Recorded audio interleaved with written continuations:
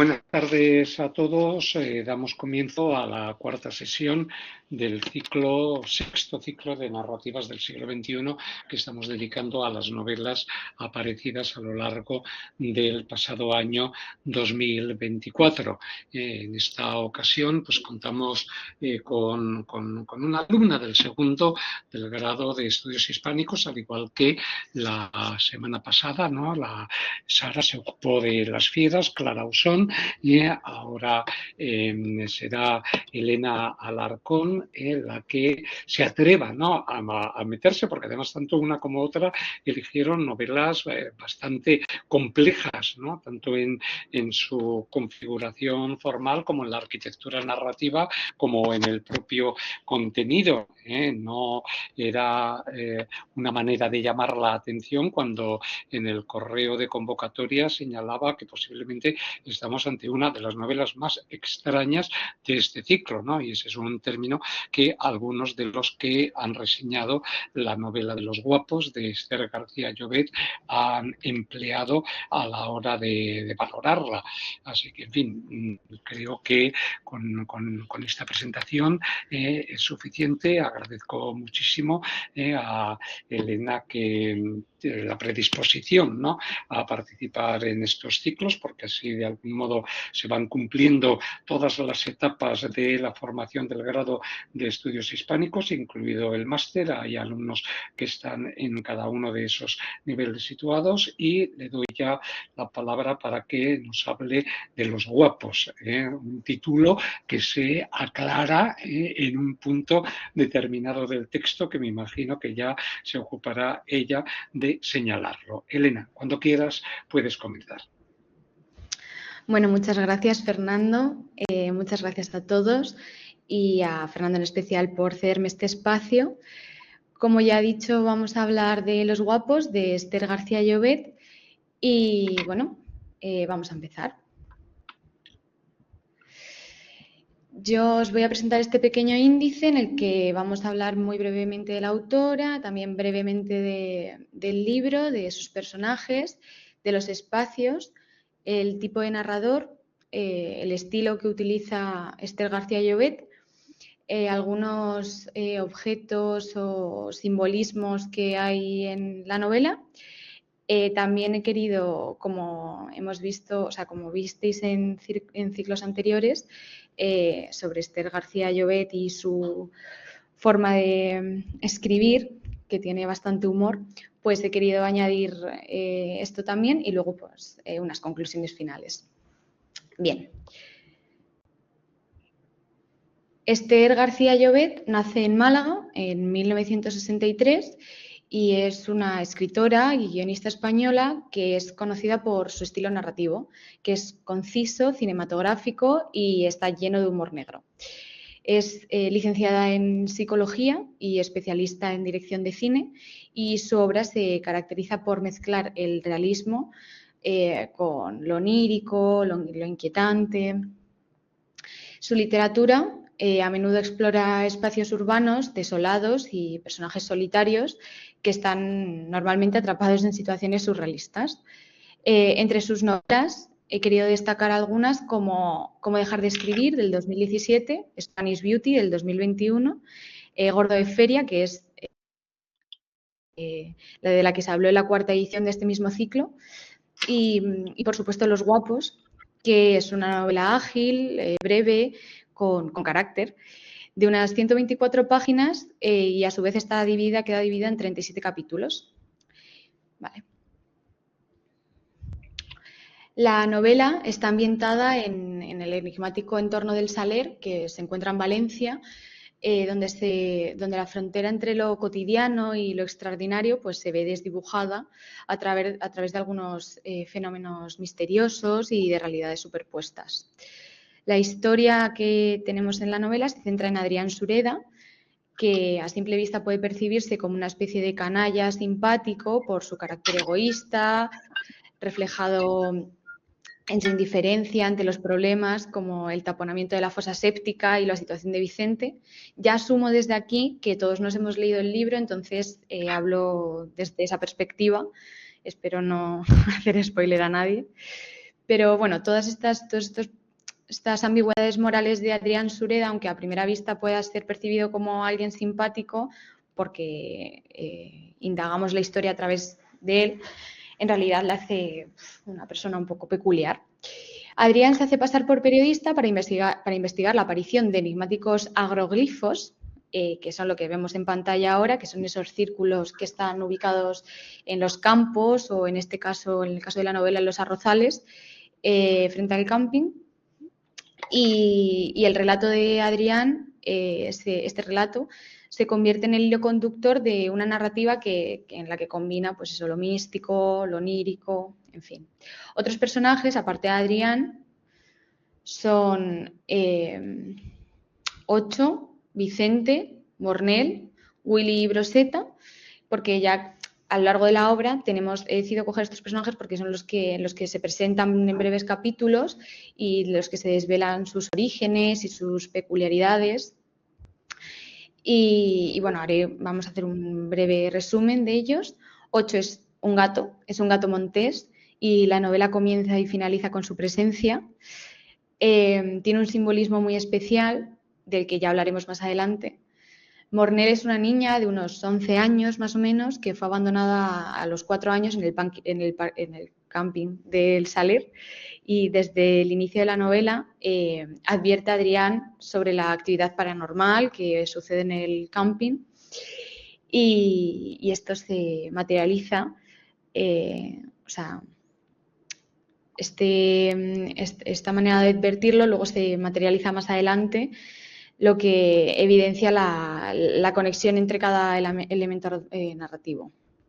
Luego Vicente, que es un chico guapo, lo dice Adrián, que todos los del camping son guapos y que hasta se parece, pero Vicente es un personaje marcado por el trauma de la violenta muerte de sus padres en su temprana adolescencia y que tiene una vida algo miserable. Se hace cargo del camping y queda un poco como el loco del pueblo.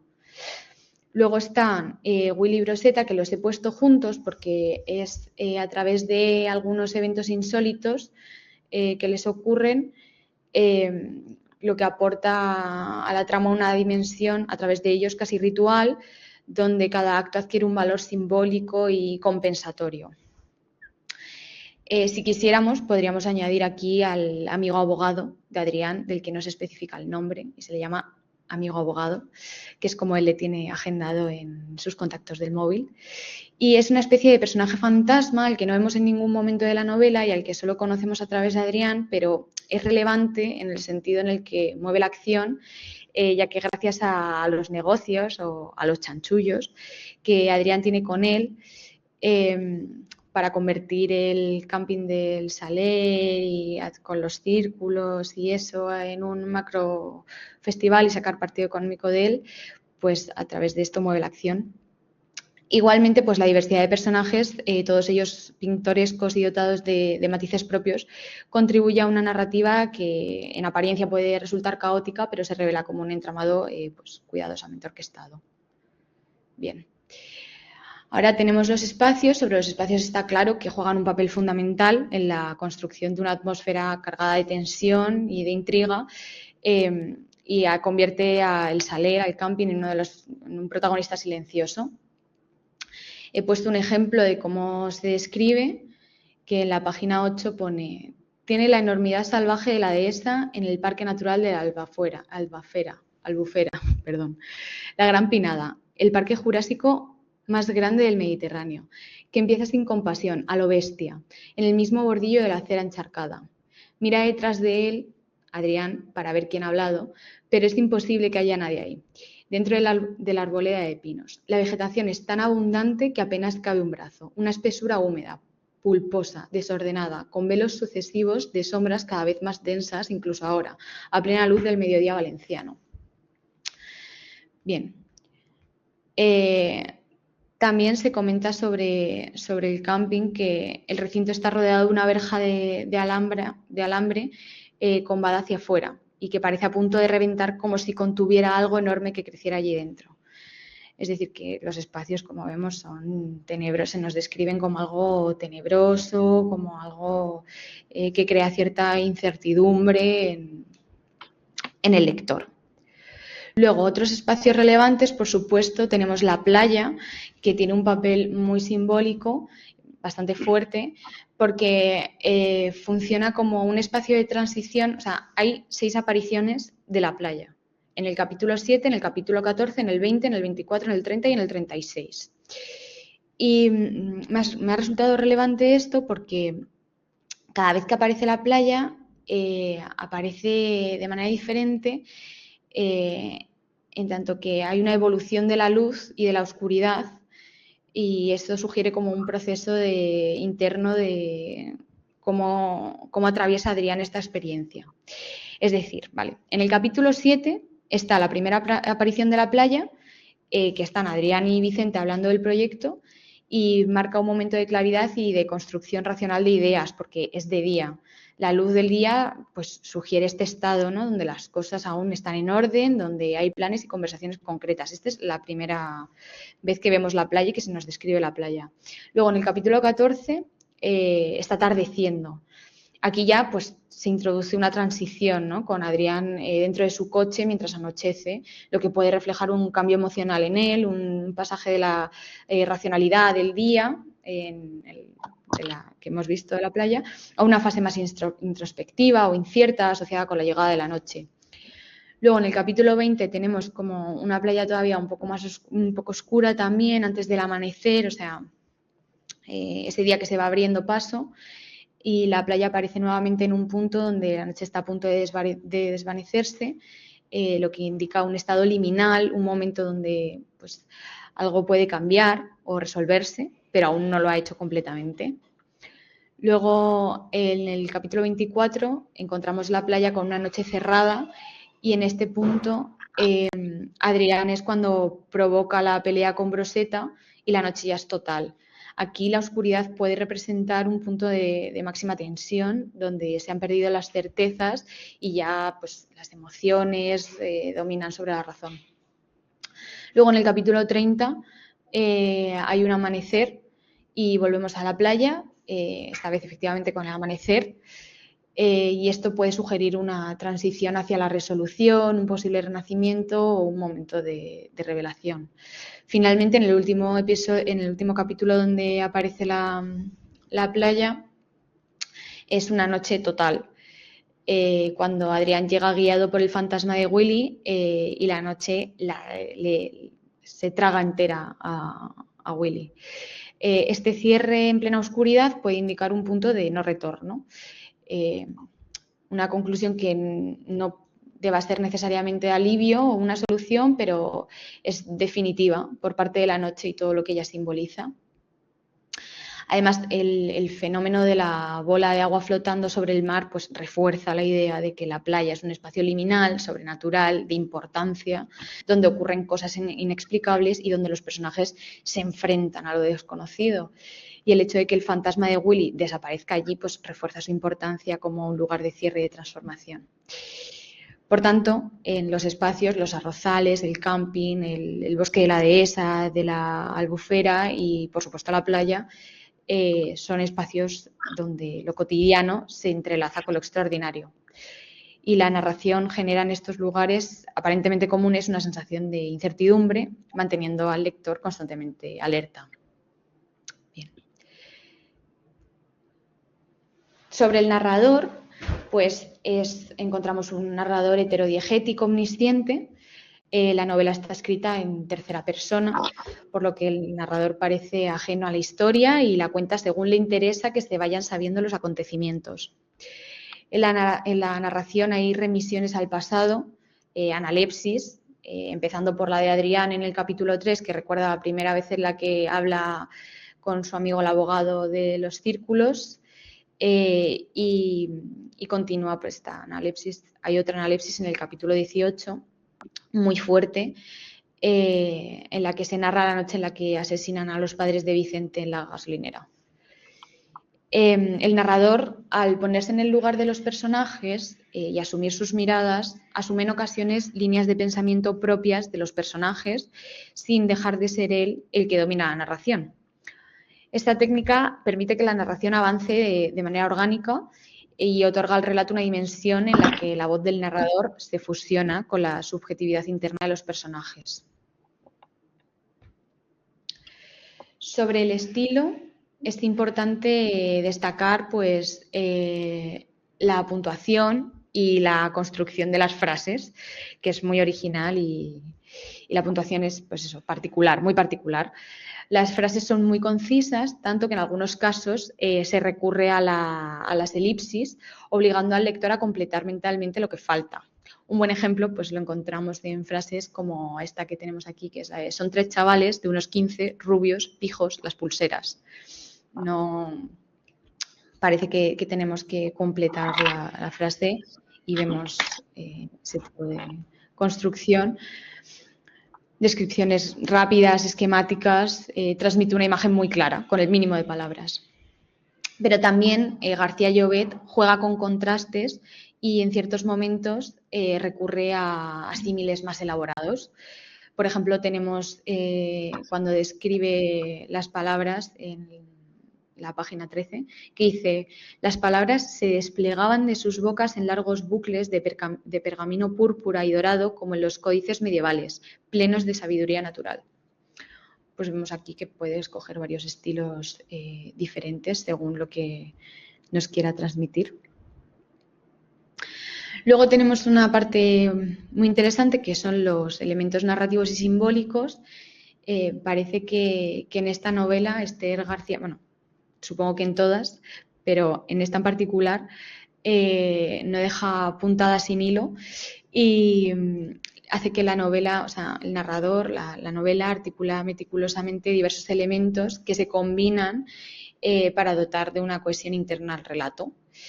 Se establecen unas relaciones simbólicas entre actos a lo largo de la obra y un ejemplo de eso es, se encuentra en una de las primerísimas intervenciones de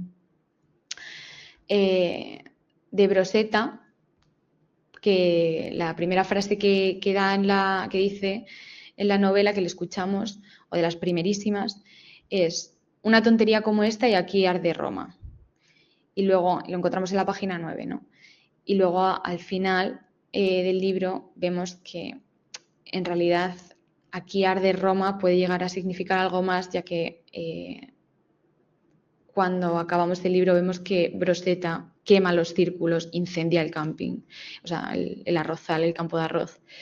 Entonces, y esto lo hilas, una vez también empiezas a hilar otros elementos simbólicos, como por ejemplo el ejemplo que tenemos arriba, que es muy interesante porque Mornell, en la página 34, le dice a Adrián que tenga cuidado con los grifos que gotean.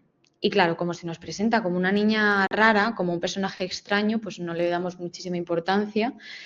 Pero esta advertencia cobra sentido en la página 88 y es cuando vemos que casi todas las cosas que se dicen no se dicen porque sí, sino que están hiladas y que se cierra, la novela hace un círculo perfecto y se cierra casi todo.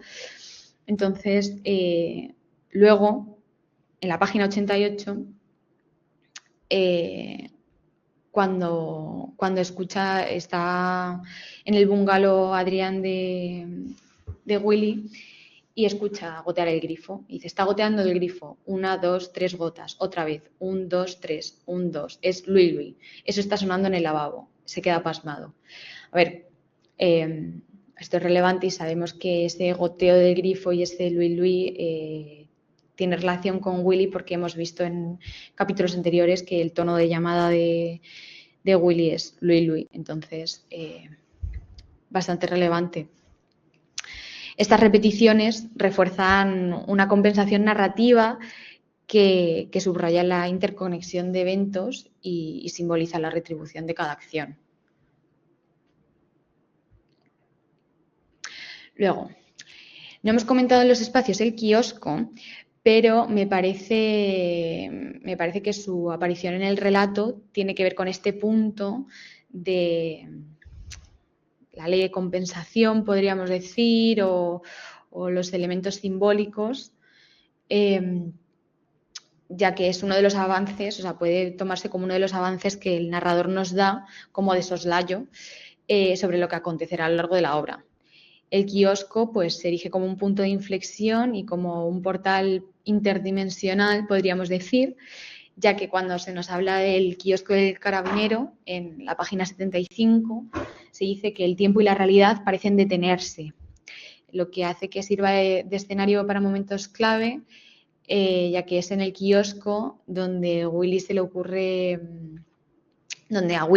taponar la fosa séptica y se lo dice a Adrián, que eso es lo que se le ha ocurrido, y es en el mismo kiosco donde reaparece Willy en circunstancias marcadas por la muerte, o sea, muerta, básicamente. Y este recurso pues subraya la intención del narrador de articular un universo en lo que lo fantástico y lo cotidiano se funde en un mismo espacio narrativo. Bien. Luego también está 8, que es importante porque el gato históricamente ha ocupado un lugar muy importante en diversas culturas y mitologías, siendo especialmente relevante en la religión egipcia, donde se le veneraba como un ser sagrado y protector. 8 acompaña a Willy mientras tapona la fosa séptica y finalmente Willy se cae en ella, pero él no muere. Por eso representa la dualidad y sobre todo la capacidad de transitar entre dos planos de la realidad, el tangible y el místico. Además, otro punto importante de 8 es que es el primer personaje que aparece en el primer capítulo y al final vuelve a ser el personaje central, lo que refuerza la idea de que el relato se cierra en un ciclo perfecto, evocando el símbolo del infinito de su nombre, el 8, que también es un infinito en horizontal. Y el desenlace de la novela ofrece elementos que invitan a reflexionar sobre la coexistencia de planos múltiples en la realidad y en particular la presencia de Vicente junto al gato que cierra el círculo narrativo, recordándonos el simbolismo inherente en este animal. Luego tenemos el humor, que bueno, las situaciones cómicas en la obra pues, emergen a partir de contextos surrealistas. El empleo de un léxico completamente coloquial también intensifica el humor, dotando a las escenas de una inmediatez y naturalidad que contrasta con lo extraordinario de lo que se nos cuenta. Y también se desarrollan escenas dialógicas que multiplican la capacidad de provocar el humor a través de la interacción y del desencuentro de los personajes. Yo he traído aquí algunas escenas, algunas partes que tenemos. La primera, ¿qué miras?, le dice Adrián, el 6 y el 4. Vale. ¿Me oyes? Ya veré cómo. Que no me gusta tu cara ni tu cara. 2 veces no te gusta mi cara. Pues vale. Esto es en la página 74 y es pues, un diálogo, pues, no sé, a mí me ha parecido divertido, la verdad. Luego, otras partes que me han parecido divertidas son estas de Mornell será muy lista, pero a veces se queda medio empanada. Pues este léxico entre coloquial y coloquial, pues, no sé. Va más tieso que una vela hacia el coche de guardia. Son diálogos, son frases divertidas. ¿Por qué has tardado tanto en manifestarte? Esto es lo que le dice Adriana a Willy cuando la ve en el kiosco, ya muerta. Y dice ella, en manifestarme, sí, con 15.000 fantasmas y una pancarta, por una vivienda digna, delante del ayuntamiento. Se utiliza una ironía brutal tanto en los diálogos como en la narración y, bueno, pues ayuda a desestresar a lo mejor las situaciones tensas y de misterio que se provoca. Bien, bueno, la historia puede interpretarse en parte como la crónica de un fracaso. De hecho, Adrián dice que le gusta fracasar a la española. Entonces, pues puede interpretarse como la crónica de un fracaso. Ninguno de los personajes alcanza un final verdaderamente feliz y se enfrentan a destinos marcados por la cárcel, como uno de ellos, la huida o la desilusión. Pero, sin embargo, el final de la novela deja una pregunta abierta, que es o sea, responde una pregunta y dice, el punto de interrogación de la gran pregunta, la pregunta del principio, la pregunta del final, la respuesta es sí. Vale, ¿cuál es la pregunta del principio? O sea, si vas a la pregunta del principio, la pregunta de las primeras, la primera pregunta que se hace en la novela es Adrián pidiendo cambio en la gasolinera. No creo que la respuesta sea sí, tenemos cambio al final de la novela. Entonces, yo creo que la gran pregunta será, ¿hay algo más? O sea, la obra nos deja con esa pregunta clave, ¿no? ¿Hay algo más? Y la respuesta que nos da de manera contundente es sí, cerrando el círculo narrativo y confirmando la coherencia interna de la novela. Así pues, García Llobet nos demuestra que todo en su novela está pensado para ser leído con atención, para ser descubierto poco a poco y para quedarse con nosotros incluso después de haber terminado el libro. Y bueno, esto me ha quedado mucho más corto de lo que pensaba, pero mejor, más tiempo para las preguntas y demás. Muchas gracias. Gracias a ti, Elena.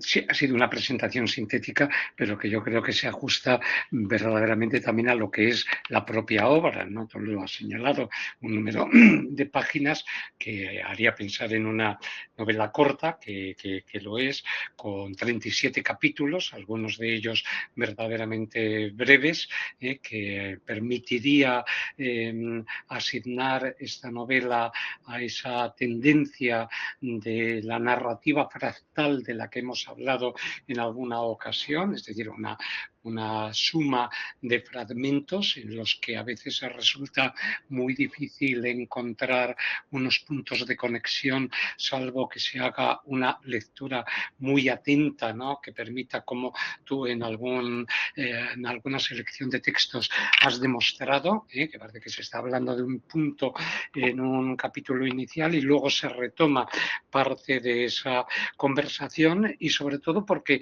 seguimos con la misma visión que había construido en Gordo de Feria. Lo que pasa es que allí, en fin, la absurdidad, ¿no?, a la que nos conducía aquella novela estaba pretendidamente alcanzada. No podemos decir que esta sea una novela absurda, porque verdaderamente el análisis que se realiza de ese grupo de personajes que se va a encontrar Adrián Sureda en estos espacios que están situados, ¿no?, en esa situación sobrenatural, ¿no?, en la que ocurren esas poderosas transformaciones que los llegan a afectar, pues básicamente a todos. No podemos considerar entonces que sea una novela que está buscando nada más que la risa, ¿no?, o la situación cómica, o la hilación de algunos episodios puramente humorísticos. Los hay, ¿no?, y tú los has planteado, ¿no? Lo que pasa es que en Gordo de Feria recuerdo cuando lo estuvimos viendo, en donde decíamos, es que este pasaje está inequívocamente calcado de los chistes, una estructura canónica de lo que podría ser, ¿no?, la búsqueda de la risa, ¿no? Aquí no, tendremos algunos, ¿no? Por ejemplo, las tiendas esas de la vaca, que es de por aquí, el dueño, la vaca no se sabe. Es una contestación que de algún modo está rompiendo los esquemas lógicos para ir hilvanando este discurso. Pero, como decíamos, estamos ante una novela que va un poco más allá, ¿no?, de esa dimensión puramente humorística. Para empezar, porque los personajes que encuentra Adrián Sureda en esta zona de la Albufera, de la playa, de los arrozales, del camping, del kiosco, etcétera, son personajes muy extraños, ¿no?, tanto en sus comportamientos como en sus orígenes. Todos ellos se encuentran a la deriva, ¿no? Hay un pasaje, dice, damos por supuesto que todos los raros son iguales, cuando lo cierto es que cada uno es raro jodidamente a su manera. Entonces ese pasaje de algún modo ilumina, ¿no?, la configuración o la construcción de cada uno de estos seres. Es verdad verdad que Adrián es un buscavidas que se embarca en una empresa que pretende sacar beneficio de ese lugar singular, sobre todo de esos círculos agroglifos, como tú señalas, extraños, ¿no? Que no se sabe si los ha hecho Vicente o no los ha hecho, o cómo han surgido, que luego se queman, pero en el último capítulo vuelven de nuevo a organizarse, ¿eh? Pero no, lo importante es el modo en que este individuo, que de algún modo quiere explotar económicamente esa zona para montar un festival de canción y llevar allí, pues bueno,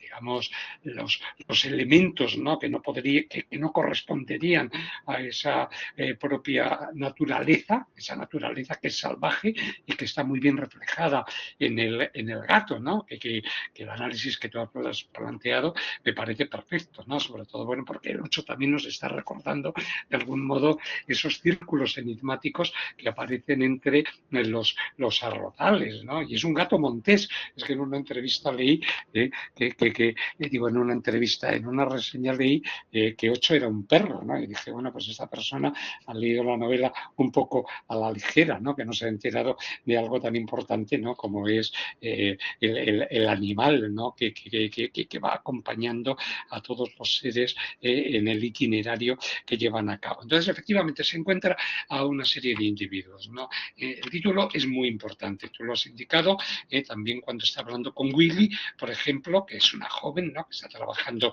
con Vicente, al que le ayuda en el camping, dice, se fija en cada uno de sus rasgos y ve que es guapa.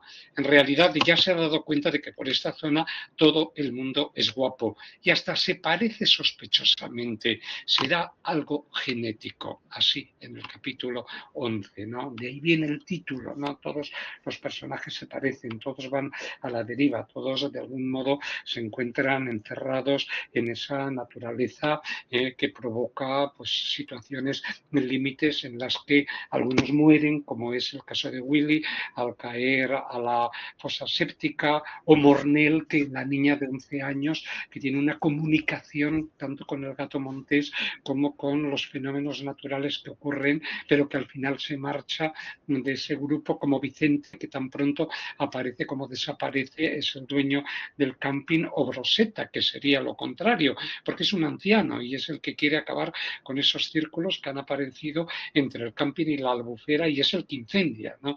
Ese arrozal para terminar con lo que él considera una maldición, porque en efecto la intención que tiene García Llobet es la de impregnar a los lectores de la sensación de misterio que se va apoderando poco a poco de Adrián, que es un buscavidas, como decíamos, cuando se deja arrastrar por estas vidas, ¿no? Que están situadas en una red de conflictos que son los que acaban sacando de quicio tanto al personaje principal como a cada uno de estos seres. Entonces yo creo que este sería, ¿no? El elemento que podríamos señalar. No hay manera de establecer, pues como hemos visto en otros textos de este ciclo, un avance lineal de una trama narrativa en donde nosotros podemos ir viendo que los capítulos van encajando uno con otro y que nos van permitiendo adquirir una visión pues, de lo que estamos llamando un mundo posible, pero que aquí precisamente está rompiendo, ¿no? Con ese adjetivo, porque cada vez todo resulta más extraño, más extraordinario o más sobrenatural, ¿no? Hasta que alcanzamos la última conversación, no con esto destripamos nada, entre Adrián y Willy, que son dos personajes que además habían mantenido una relación sentimental, una relación sexual entre ellos, en el capítulo ya de cierre, cuando evidentemente lo ha señalado Elena, es la propia presencia de Willy en cuanto ser que ha muerto, ¿no? Quien le da a Adrián pues, las últimas indicaciones sobre las que su vida debe asentarse, ¿no? Entonces, claro, hay una filosofía que va configurándose en algunos de estos personajes, por ejemplo la niña Mornell, que como decía, parece que a veces está empanada, que no se entera de nada, pero a veces dice frases o establece relaciones que son verdaderamente profundas, ¿no? Y que de algún modo, claro, no corresponden a una niña de 11 años, y está vigilante del camping, Willy, llega a ocurrir lo mismo. Las cosas solo se acaban cuando les ponemos un punto final, como en los libros, como en el cine, o cuando las cuentas.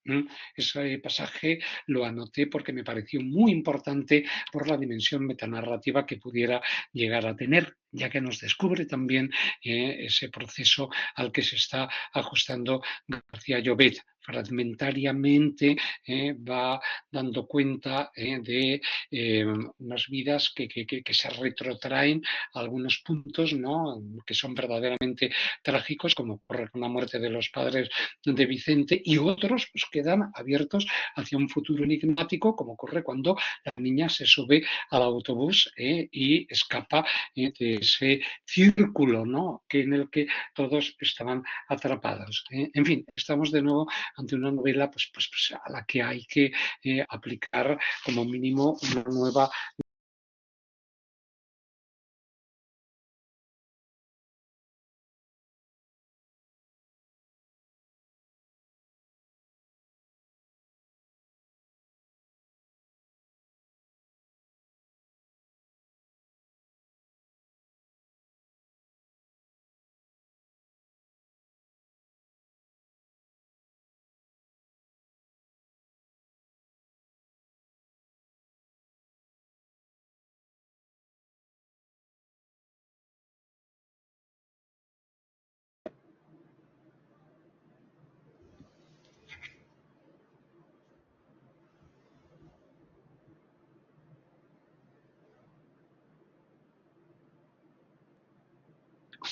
Perdón, es que había desactivado el micrófono. Bien, estaba señalando que la pretensión de la autora pues era la de entregarnos pues todas estas trama de símbolos para que los utilizáramos para descifrar los comportamientos de estos personajes que viven atrapados en unas rutinas que están muy ligados a ese espacio mágico, misterioso, en el que se desarrollan unas acciones que hacen que finalmente el protagonista, si lo es, Adrián Sureda, deje ya de pensar, ¿no?, en ese festival con el que quería explotar, ¿no?, ese lugar y sacar, bueno, pues unos beneficios económicos. No corresponde ni muchísimo menos a esa naturaleza a la que él ha llegado. Bueno, pues muchas gracias. Entonces, Elena, ¿quieres señalar algo a lo que yo he indicado antes de dar paso a los asistentes, pues si quieren aportar alguna impresión, ¿no?, porque verdaderamente de eso se trata, de la lectura que hayan podido llevar a cabo? Elena, ¿quieres indicar alguna cosa? No, poco más que añadir. Estoy deseando escuchar a ver qué tienen que decir los demás sobre la novela, la verdad. Muy bien, pues entonces damos paso a los asistentes, ¿no?, si se han acercado a esta segunda novela que tenemos en estos ciclos de García Llobet, que como vemos, pues indudablemente es maestra, ¿no?, en la brevedad, ¿no?, a la hora de construir ese discurso, ¿no?, porque es la que le permite ir enhebrando también esas situaciones que pueden llegar a ser humorísticas, aunque no sea la pretensión de esta obra, que es más simbólica que cómica. ¿Alguien que quiera añadir, que haya leído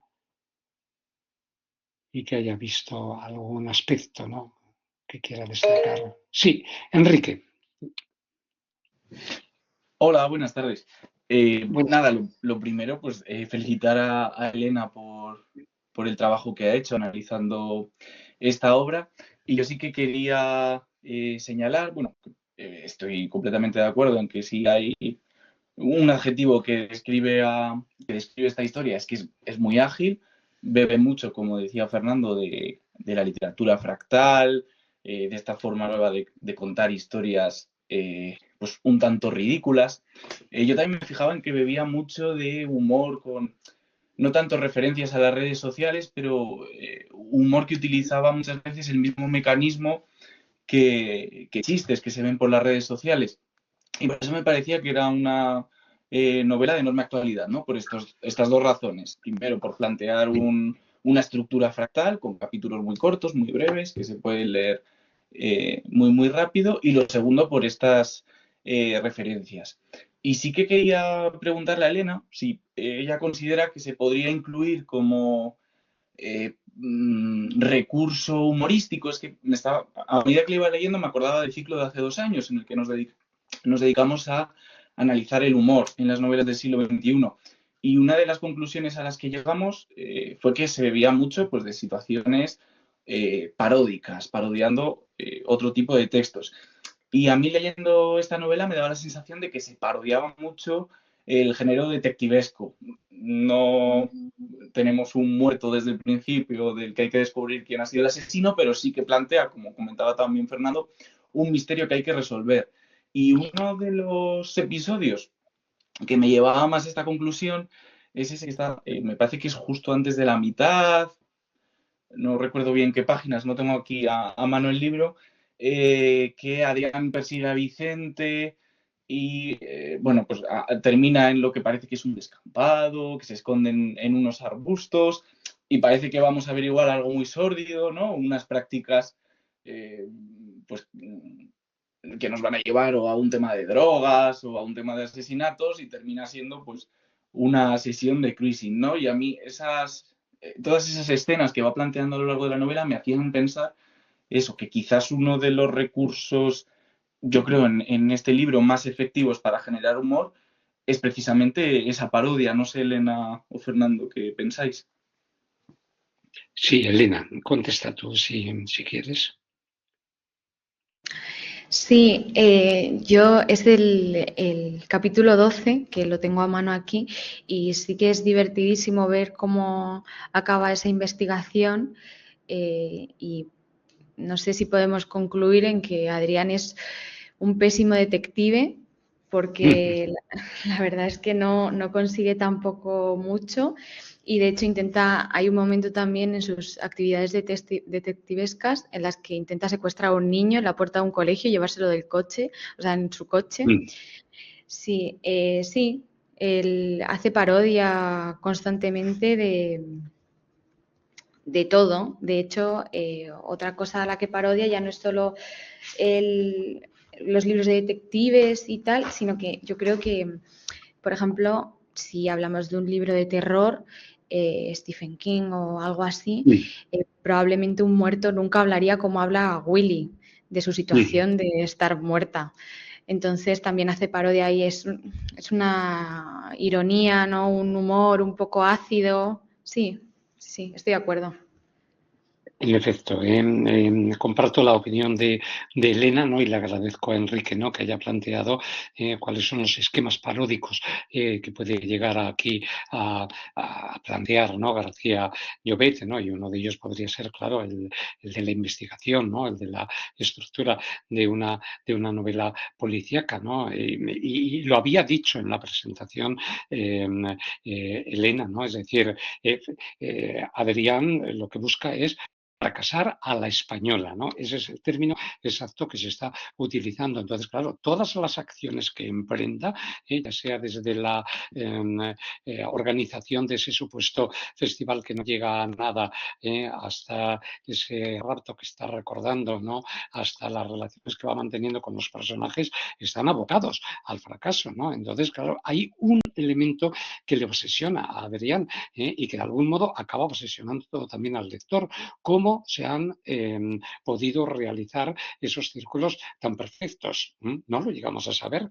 Todos le dicen que es Vicente el que en un momento determinado, a tales horas de la noche, coge la moto y entonces va realizando ese dibujo en el campo. Pero recordamos cómo en la novela, una vez que ha ardido el campo por iniciativa de Rosetta, están Vicente y Adrián mirando el campo y están viendo los dos cómo los círculos vuelven otra vez a formarse. Entonces, claro, no hay ninguna respuesta a ninguno de los enigmas que se plantea, más allá de lo que los personajes puedan llegar a decir. Sabemos cuál es la causa de la muerte de Willy, ¿no? Que diríamos que es un poco ridícula caer en una fosa séptica, ¿no? Que ella ha querido taponar, ¿no? Pues para ocasionar unos perjuicios a este lugar, pero no hay más. Entonces, ese es un poco el planteamiento, ¿no? de la obra. Efectivamente, Enrique, gracias. Veamos, ¿alguna otra cuestión que tengáis por ahí de vuestra lectura y que queráis señalar? Sí, Sara, dinos. Hola, muchas gracias Elena por su presentación. También estoy de acuerdo en que, aparte de una parodia de las novelas detectives, también un poco de estas películas de aliens y extraterrestres, ¿no? Como que también se ríe un poco de esa rama.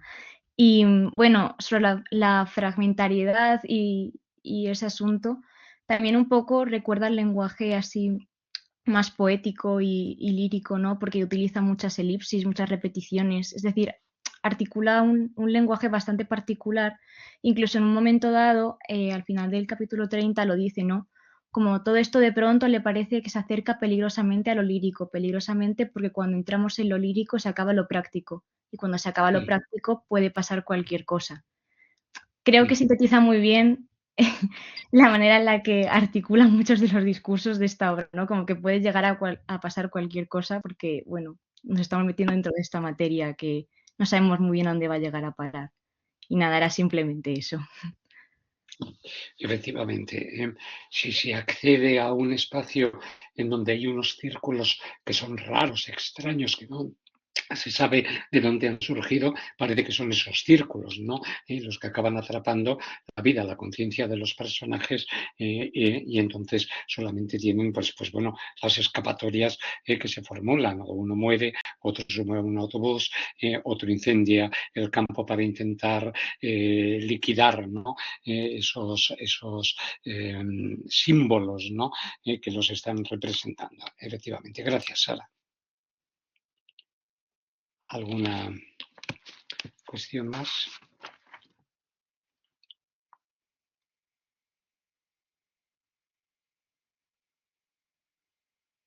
Bueno, yo por mi parte poco más puedo añadir.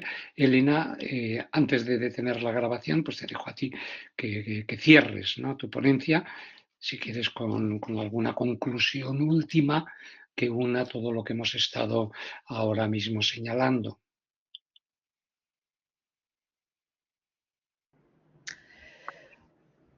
Bueno, pues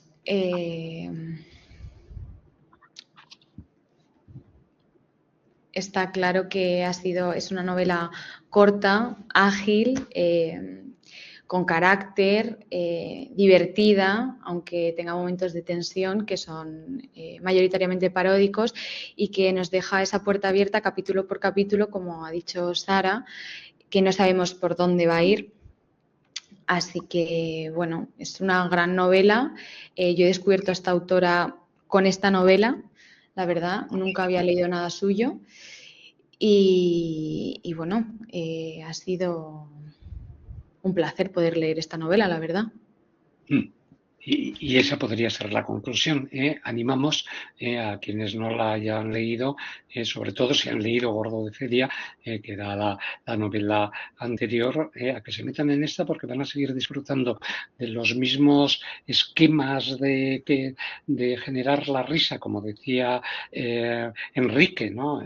Que pueden ser chistes propios de las redes sociales, que yo desconozco por completo, así que no sé cómo pueden llegar a funcionar, pero bueno, están ahí planteados y entonces, bueno, tendríamos también ese mismo desarrollo de capítulos muy breves, capítulos que nos están obligando, ¿no?, a prestar una atención verdaderamente continua para intentar buscar algún sentido que aquí, lógicamente, frente a la simbología de la naturaleza, no llega a cuajar, ¿no?, en una trama narrativa que pueda ser lógica. No hay lógica, ¿no?, en esta novela, pero no por ello debemos decir que no merezca la pena ser leída o releída. Así que muchas gracias a todos. Voy a poner fin a la grabación.